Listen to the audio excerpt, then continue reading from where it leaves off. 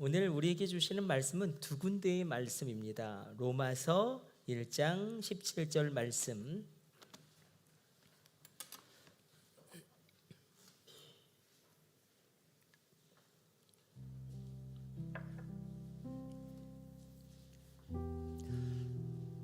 우리 말씀 읽기 전에 우리 오경무 장로님이 오늘 지방에서 은퇴하시는데 이게 얼마나 어려운지, 한 교회에서 세례 받으시고 집사 되시고 권사 되시고 장로 되시고 거의 모든 일생을 주님 교회 위해 헌신하셨는데 하나님 큰 은혜를 베풀어 주옵소서. 우리 너무 애쓰셨다고, 너무 수고했다고 우리 격려의 박수 부탁드립니다. 제가 한 번만 더 기도하겠습니다. 오늘 지방에서 은퇴 찬화 예배 드리지만 우리 한 번만 더 기도하겠습니다. 하나님, 우리 장로님 지금까지 그 헌신, 그 섬김, 우리 오경무 장로님의 그 기도를 주님 기억하여 주시고, 너의 헌신과 너의 섬김과 너의 기도가 나의 앞에 있노라 위로하여 주시고, 하나님, 은퇴는 끝이 아니라 새롭게 시작되어지는 것입니다. 더 아름다운 일을 감당하게 하여 주옵소서. 갈렙처럼 그 나이가 80이 될지라도 출입을 능히 감당하게 될지어다. 그 모든 직능을 감당할 힘과 능력과 지혜가 충만할지어다. 하나님, 사용하여 주옵소서. 더 사용하여 주옵소서. 더 놀랍게 써주옵소서. 귀하게 놀라운 그 노년을 주를 향하여 나아갈 때에 주님의 성전을 바치는 보아스와 야긴 기둥처럼 사용하여 주시며, 그 믿음의 후대가 복되게 하여 주옵소서. 이 모든 것을 우리 주 예수님의 이름으로 축복하며 기도드립니다. 아멘. 우리 말씀 보도록 하겠습니다. 로마서 1장 17절의 말씀입니다.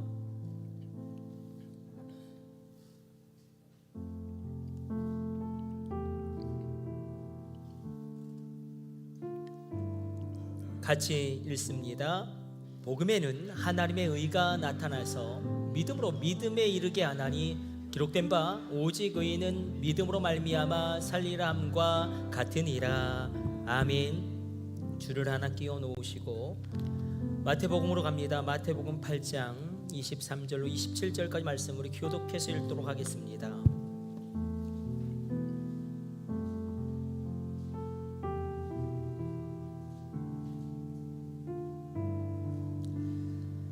배에 오르심에 제자들이 따랐더니 바다에 큰 놀이 일어나 배가 물결에 덮이게 되었을 때 예수께서는 주무시는지라. 그 제자들이 나와 깨우며 이르되 주여 구원하소서, 우리가 죽겠나이다. 예수께서 이르시되 어찌하여 무서워하느냐, 믿음이 작은 자들아 하시고 곧 일어나사 바람과 바다를 꾸짖으시니 아주 잔잔하게 되거늘. 우리 같이 읽습니다. 그 사람들이 놀랍게 여겨 이르되 이가 어떠한 사람이기에 바람과 바다도 순종하는가 하더라. 아멘. 우리는 모두가 다 예의 없이 인생길을 걸어가다가 폭풍우를 만납니다. 오늘 본문의 제자들만 폭풍우를 만나는 것이 아니라 우리도 폭풍우를 만날 때가 많습니다. 성경은 적어도 우리가 인생을 살아가다가 7번 정도는 깊은 수렁에 빠진다라고 우리에게 예고하고 있습니다. 우리 인생을 살아가다가 우리 평생의 일생을 놓고 볼 때에 7번 정도는 미끄러지고 넘어지는 그런 절망의 폭풍우를 만난다라는 것입니다. 경제의 폭풍우도 몰려올 때가 있고, 감정의 폭풍우도 우리에게 휘몰아칠 때가 있습니다. 질병의 폭풍우도 마찬가지죠. 우리 몸이 무너지게 되어지고, 가정 가운데 폭풍우가 일어남으로 말미암아 정말로 어떻게 답이 보이지 않는 그런 상황 가운데 우리가 빠질 때도 있습니다. 목사도 그렇습니다. 아무런 힘이 없어서 말씀을 증거할 수 없을 정도로 큰 폭풍우를 만납니다. 저도 마찬가지입니다. 다 포기하고 싶을 만큼, 다 놓아버리고 싶을 만큼 혹독한 폭풍우에 갇힐 때도 많습니다. 지금 여러분들이 겪고 있는 폭풍우는 어떤 폭풍우입니까? 작년에 100만 명의 자영업자들이 폐업했죠. 가족들까지 생각하면 400만 명입니다. 우리 기도해야 됩니다. 하나님, 이 나라와 이 민족을 복되게 하여 주옵소서. 우리를 살려 주옵소서. 우리가 부르짖어 기도해야 합니다. 100만 명이 피어버렸어요. 400만 명이죠. 가족들까지 포함하면. 정치적인 불안이 가중되고 있는 이런 상황 가운데, 이런 소용돌이 가운데, 이 엄중한 시국 가운데 새벽재단에 엎드려서 기도할 때, 하나님, 우리 참사랑 신앙 공동체에게 어떤 말씀을 주님은 하시기를 원하십니까? 근데 하나님 아버지는 뜬금없이 너 원리를 이야기해라, 너 교리를 설교해라, 다시 원리를 이야기해라, 무너져도 다시 적용하면 일어날 수 있는 그 말씀의 원리를, 그것을 증언해라. 복음에 대하여, 천국과 지옥에 대하여, 천년왕국에 대하여, 안식일에 대하여, 시간의 11조와 물질의 11조와 믿음에 대하여, 기도에 대하여 너는 원리를 증언해라. 제가 곧바로 그때 반문했죠. 아니, 교리 설교는 성도들이 너무 힘들어하고 다 잡니다, 주님. 그래도 주님이 기다렸다는 듯이 말씀하셨습니다. 모든 것이 흔들릴 때는 기초를 다시 세워야 한다. 모든 것이 흔들릴 때는 그 기본으로 중심을 다잡아야 한다. 오늘 믿음입니다. 오늘 믿음인데 엄청난 폭포가 우리에게 몰아치는데 다시금 본질로 돌아가랍니다. 다시금 그 원리를 삶에 적용하고 또 적용하랍니다. 그래서 안식일에 대하여 나누려다가 지금 오늘은 이 믿음이 우리에게 더 급박하게 필요한 시기구나. 분명히 엄청난 폭풍우가 일고 있음에도 불구하고 그 폭풍우를 일으키는 비와 구름 위에는 여전히 해가 방긋 웃고 있습니다. 엄청난 변화 경랑이 있지만 그 역사하심이 모두 하나님의 손 위에 있음을 우리가 인정한다면 우리 가운데 놀라운 담대함이 있게 될 것입니다. 분명히 예수님과 함께 있었고 예수님을 믿음에도 불구하고 예수님의 제자들은 폭풍우를 만납니다. 예수님 믿어도 부도날 수 있습니다. 얼마든지요. 예수님 믿어도 질병에 걸릴 수 있습니다. 예수님을 믿어도 우리가 실패할 수 있고 예수님을 믿어도 우리 가정이 박살날 수도 있습니다. 예수를 믿음에도 불구하고 중독에 빠질 때도 있겠죠. 우리가 살아가면서 경제의 폭풍우도 만나고 감정의 폭풍우도 만나고 인간관계의 폭풍우도 만나고 지금 많은 분들이 마음의 감기라고 이야기하죠. 우울증을 앓고 있어요. 굉장히 많은 분들이 불안해하고 있습니다. 시련과 아픔과 절망과 실패의 폭풍우를 우리는 만납니다. 그러나 하나님은 오늘 그 폭풍우를 우리가 어떻게 돌파할 수 있는지 하나님의 입에서 나오는 말씀으로 우리에게 친히 도전하시고 친히 그것을 우리에게 증언하십니다. 폭풍우를 만날 때 그것을 어떻게 돌파할 수 있는가? 그 힘은 큰 권능인데 그 힘과 큰 권능은 믿음이랍니다. 잘 들어보세요. 믿음인데 사용해야 한답니다. 무엇을요? 믿음을 사용해야 한답니다. 믿음을 사용하고 계십니까? 제자들은 분명히 자신들의 믿음을 사용하죠. 그래서 예수님이 그 믿음에 반응하여 풍랑을 잔잔하게 하시고 바다와 그 바람을 고요하게 하셨습니다.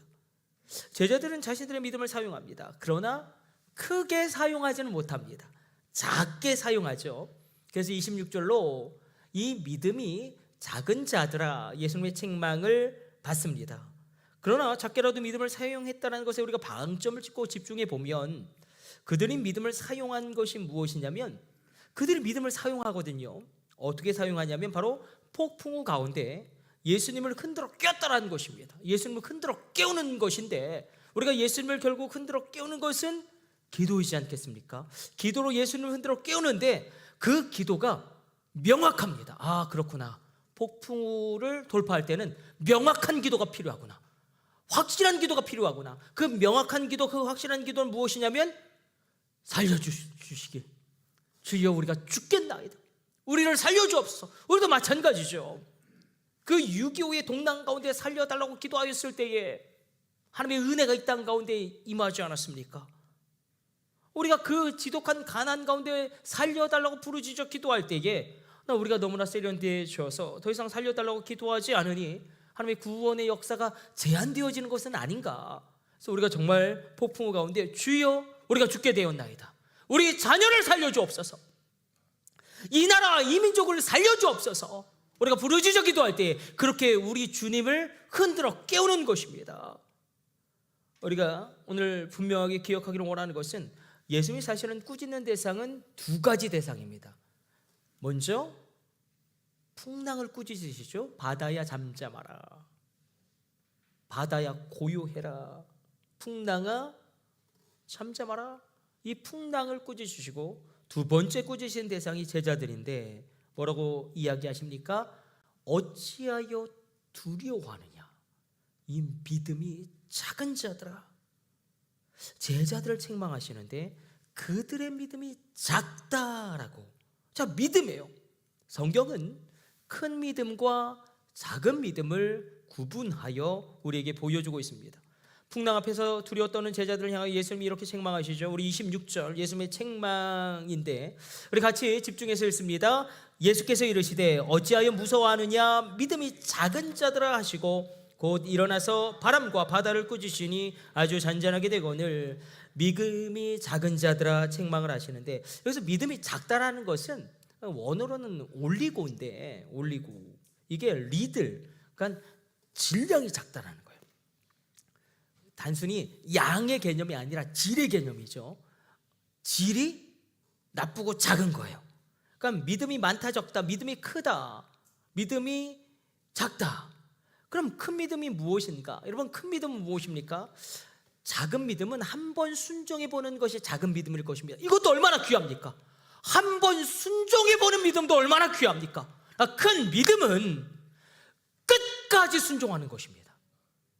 작은 믿음은 주님 앞에 한번 기도해 보는 것입니다. 기도해야죠. 작은 믿음일지라도 기도해야겠죠. 그러나 큰 믿음은 눈물의 기도로 하나님의 결제를 받아내는 것이 아니겠습니까? 내가 기도하지만 응답이 없고 어려움이 가중됩니다. 그럼에도 불구하고 흔들리지 않고 내가 사명의 길을 걸어간다면 그것은 큰 믿음입니다.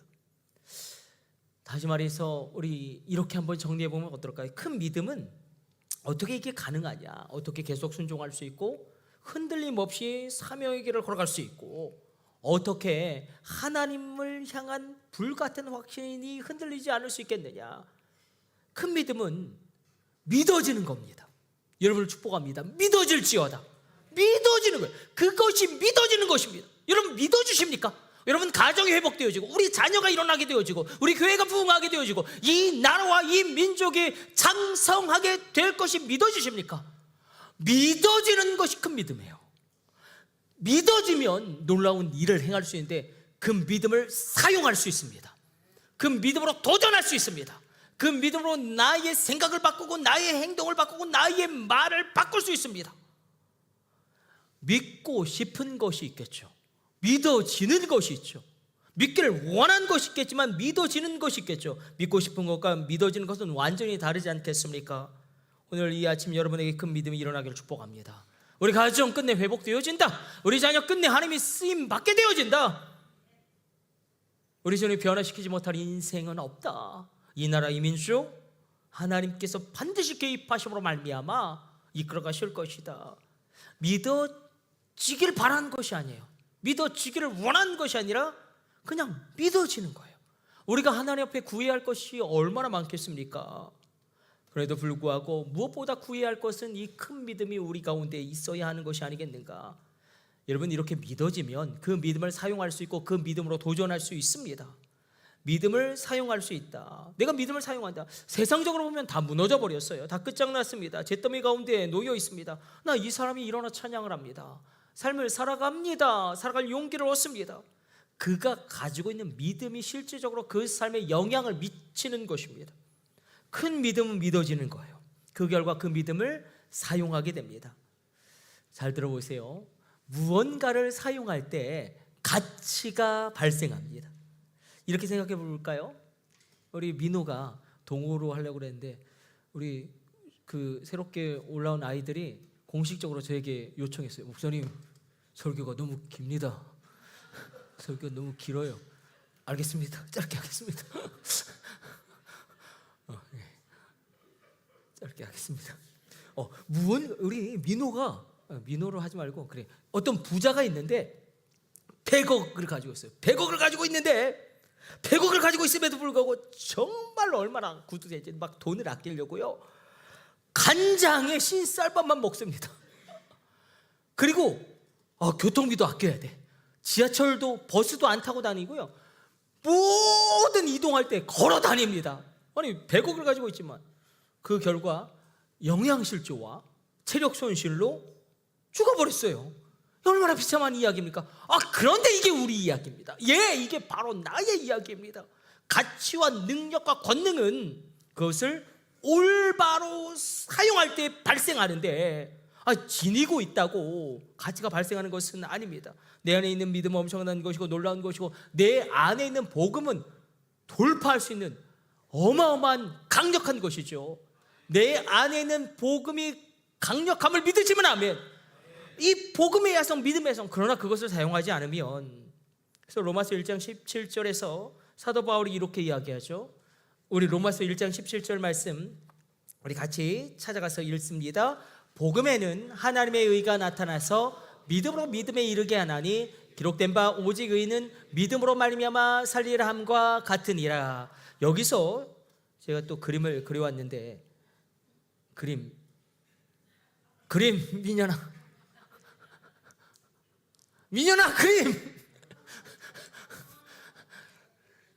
그림 못 그려도 그냥 이 로마서 1장 17절은 사실 하박국 2장 14절 하박국의 고백이거든요. 놀라운 믿음을 고백하는 건데 원한 이래 호데 디카요 에크피스테우스 제스타이. 그런데 오직 믿음으로는 이 에크라는 전치사가 의로 믿음으로, 이 에크라는 것이 두 가지 의미가 있습니다. because of과 by가 있어요. because of faith alone 아니면 by faith alone 둘 다 해석이 가능한데 because of으로 해석하면 이렇게 해석될 수 있겠죠. 결국 의는 믿음 때문에 죽더라도 살아난다. 부활의 믿음을 소유할지어다. 의인은 지금 망하고 실패하고 질병에 걸려서 주저앉아 있는 것 같지만 믿음 때문에 끝내 살아난다. 결론은 살아난다. 그리고 만약에 바위로 해석하게 되어지면 오직 의인은 믿음을 사용해서 살 것이다. 믿음으로 말미암아 살 것이다. 믿음을 사용해서 살 것이다.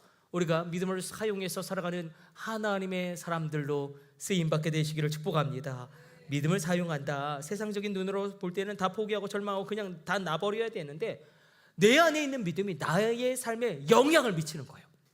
내가 가진 복음이 내 답답한 현실 가운데 영향을 미치는 것입니다. 얼마나 일주일도 속상한 일이 많으셨고 얼마나 답답한 일이 많으셨습니다. 그럼에도 불구하고 이 믿음이 내 삶에 영향을 미치는 것입니다. 반면에 내가 성경에 대해서 지식은 참 많은데 예수 죽음 내 죽음 예수 부활 내 부활 그것도 모르겠고 내가 가진 신앙이 전혀 내 삶에 영향을 미치지도 않는다. 내 말에도 어떤 영향력을 미치지 않는다. 그럼 위기인 것입니다. 그래서 이 폭풍우를 돌파할 때 큰 권능, 예수님이 원하시는 것은 제자들이 그들의 믿음을 강력하게 사용하기를 원하셨어요. 강력하게 사용하기 원하셨는데 강력하게 사용하기를 원하시는 것은 무엇이냐면 담대하게 사용하기를 원하시는 것은 무엇이냐면 그들의 입술의 고백과 관련이 깊습니다. 믿음의 사용은 크게 믿음을 사용하느냐 작게 믿음을 사용하느냐는 그들의 입술의 고백과 직결되어져 있다. 예수님 원하신 것은 예수님 대신에 바다와 풍랑을 제자들이 꾸짖기를 원하셨습니다. 왜냐하면 이 바로 앞에서 뭐라고 말씀하시냐면 너희는 내가 하는 일을 할 것이고 나보다 더 큰 일도 하리라 말씀하셨어요. 그래서 예수님이 원하시는 것은 바다와 풍랑을 그들의 입술을 열어 꾸짖고 잔잔케 하기를 원하셨습니다. 예수 그리스도의 이름으로 명하노니 잠잠하라 바다야 고요하라.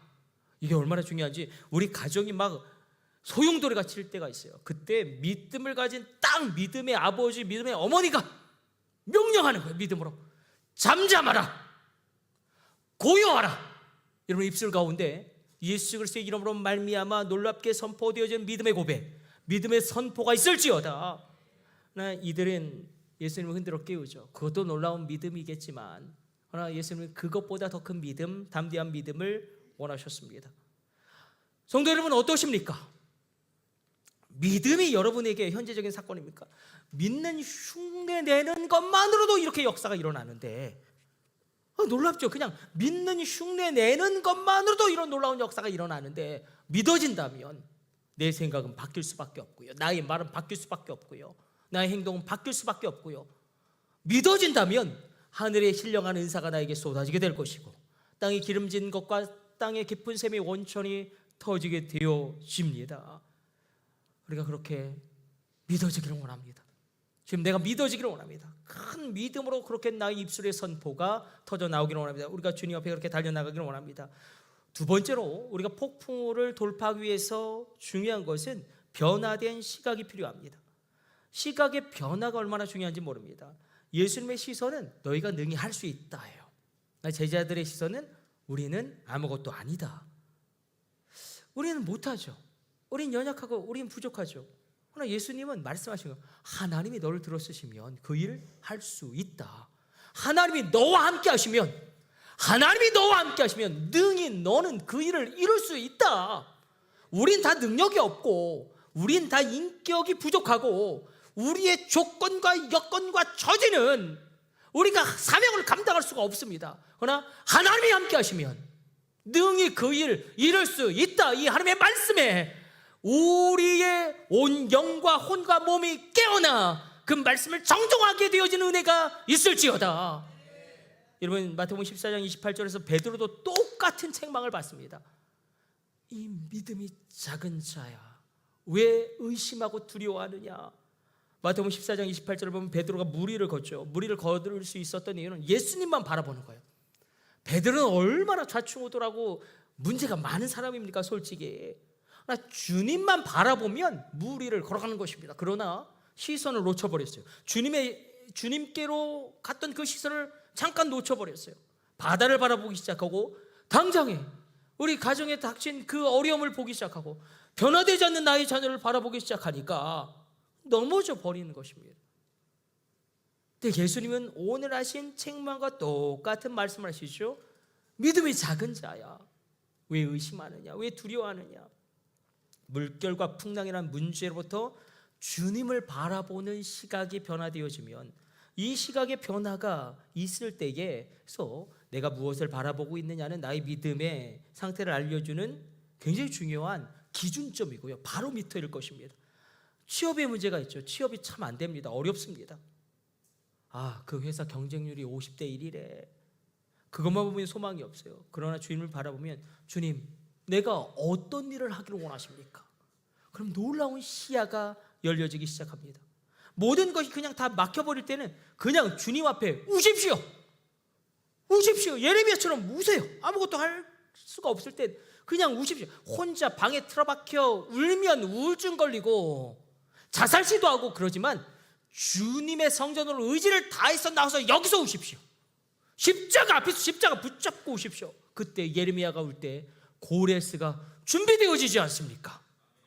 예레미야가 우니 이스라엘 민족을 다시 본토로 귀환시킬 왕 고레스가 예배되어지지 않습니까? 예배가 다 끝났음에도 불구하고 모두가 다 떠나버렸음에도 불구하고 홀로 주여 내게 은혜를 주옵소서 기도하는 그 한 사람 되어보시지 아니하시겠습니까? 그때 감격이 있는 거예요. 우리가 식사 기도를 할 때도요, 주여 하고 눈 뜨지 말고, 창피하니까 우리 중고청도 너희들 맨날 그렇게 기도하지, 주여 주여. 정말로 창피하지만 쪽팔리지만 주님 나를 통해 일하여 주옵소서. 여러분 감격이 일어나게 될 것입니다. 폭풍이 아닌 주님에게 집중한다. 거세게 있는 물결이 아닌 주님을 바라본다. 사람은 자기 믿음의 수준으로 바라보게 됩니다. 우리 자연과학자 토마스 쿤이 패러다임이라는 개념을 처음으로 주장했어요. 패러다임. 이 패러다임에 갇혀버리면 뭐 진보건 보수건 끝장납니다. 정치에서도 그렇죠. 패러다임에 갇혀버리면, 그러니까 세상을 보는 어떤 관점을 딱 짜버리는 거죠. 그러면 게임의 룰을 정해버리는 것이니까. 그러니까 어떤 관점으로 세계를 바라보느냐에 따라서 해석이 달라지는 거예요.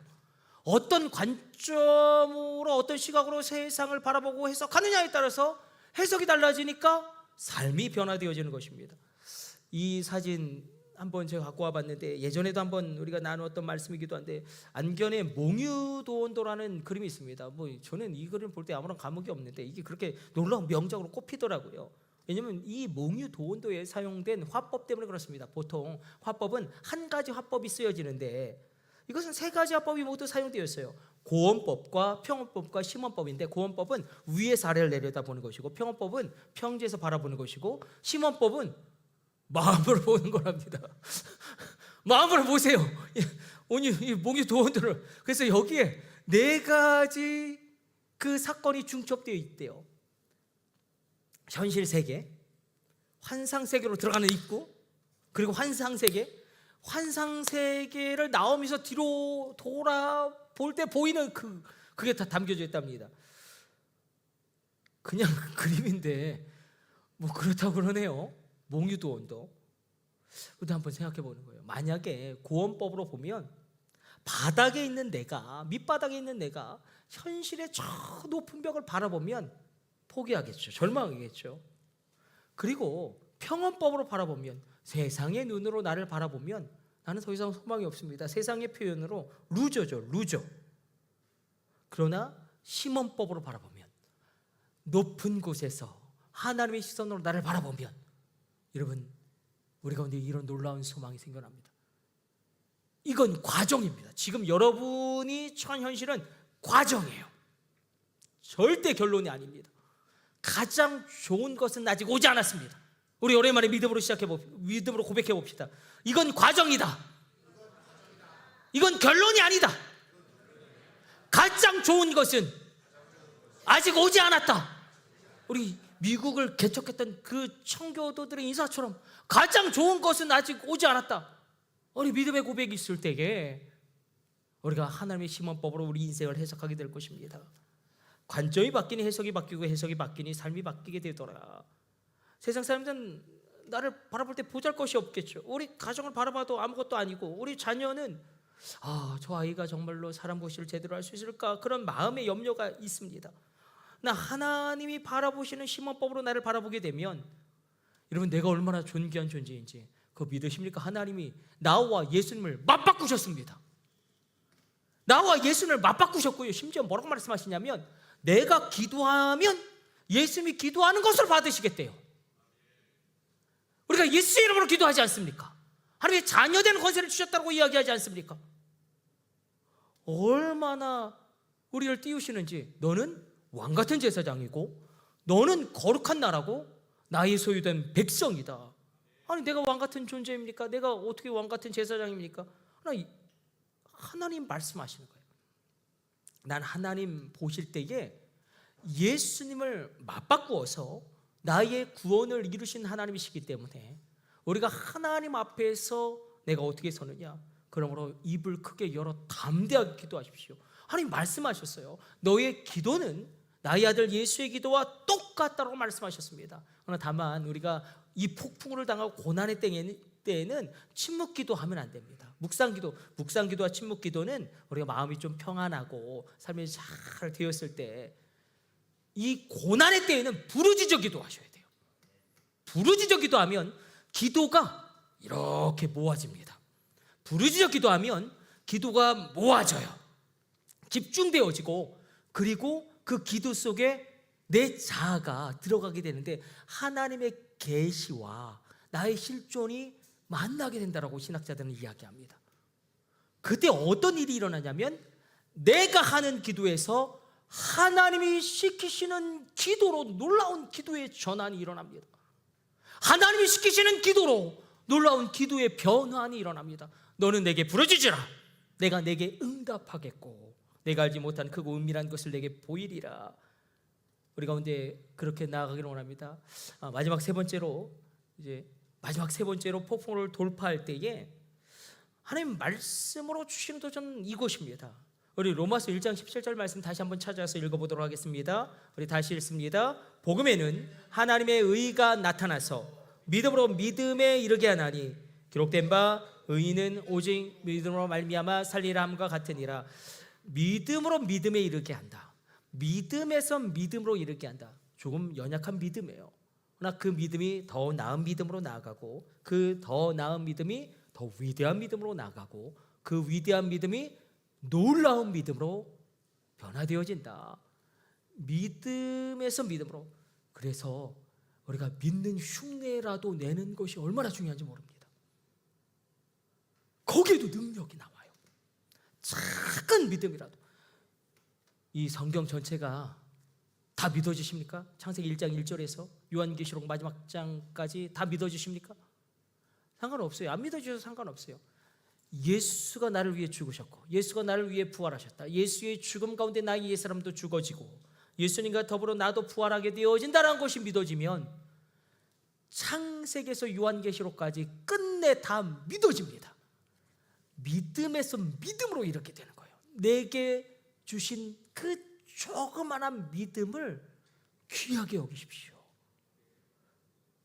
이것을 이렇게 한번 생각해 보기를 원합니다. 예수님 흔들어 깨우죠. 그 미미한 그들의 움직임이, 그러나 결국 예수님이 풍랑을 꾸짖으시고 잠잠케 하는 놀라운 역사를 이뤄내십니다.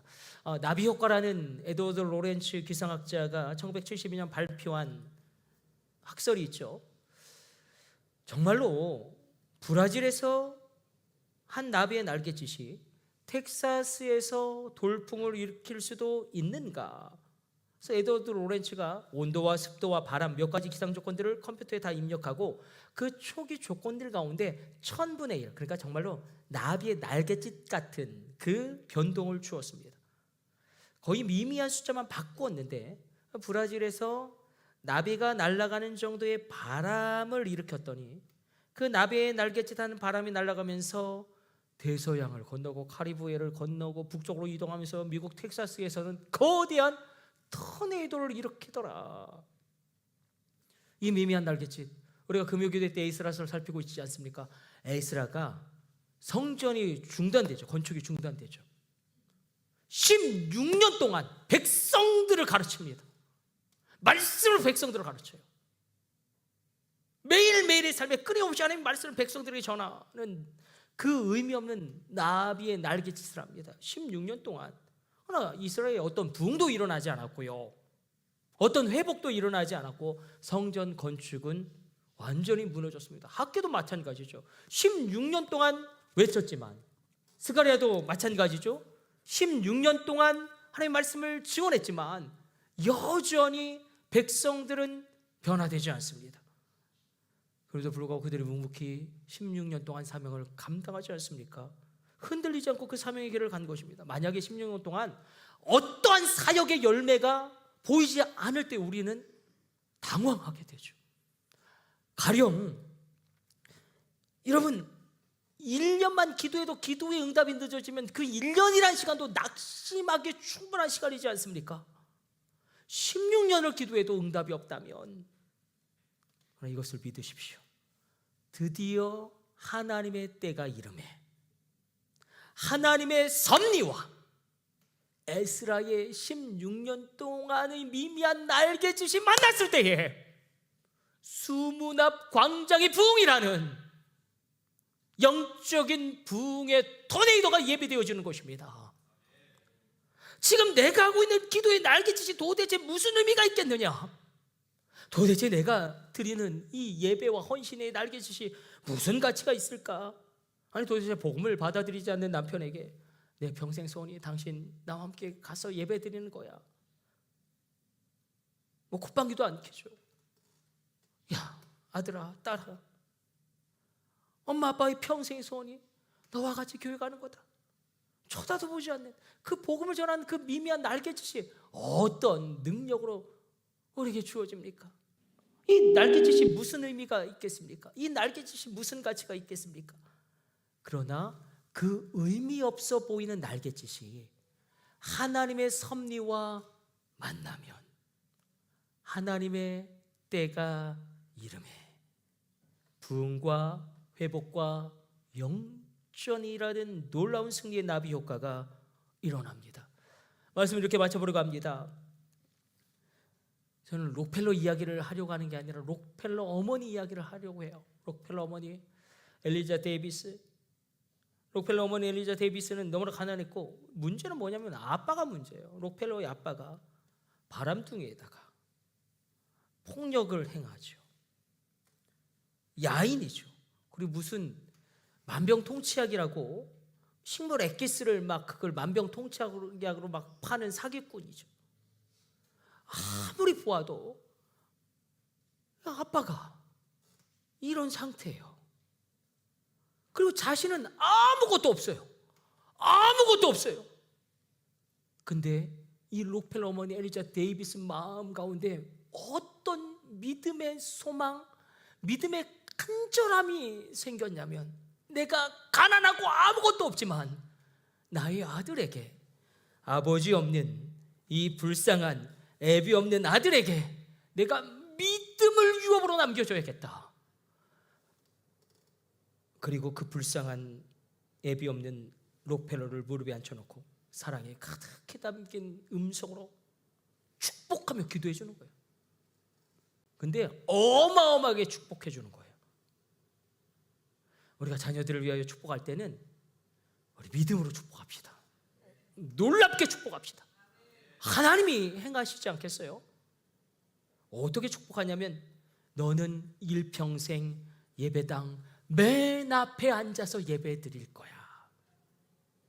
그런 사람이 될 거야. 너는 헌금을 가장 많이 드리는 사람이 될 거야.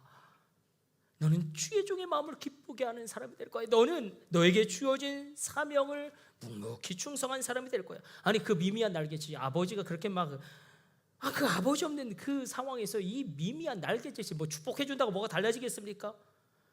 이 날갯짓은 실패한 것처럼 보였어요. 록펠러 어머니가 살아생전에 록펠러의 믿음이 크게 성장하는 것, 부흥을 이루는 것 보지 못합니다. 록펠러는 세계적인 거부 석유왕이죠. 이 한 사람 때문에 미국의 독과점 방지법이 생길 정도로 더러운 자본과 악의 화신으로 공격받기도 합니다. 그러나 저는 록펠러 이야기를 하는 게 아니라 어머니 이야기를 하는 거예요. 제가 오늘 여러분들과 나누려는 이것은 이것입니다. 어머니가 신앙을 전수하고자 그 미미한 날갯짓을 계속 반복하였음에도 불구하고 이 록펠러는 점점점 신앙과 멀어집니다. 너무너무 잘 됐어요. 43살에 미국에서 가장 큰 석유 회사 스탠더드 오일을 세우고 53살에 세계 최대의 거부가 됩니다. 그러나 그가 행복하지 않았어요.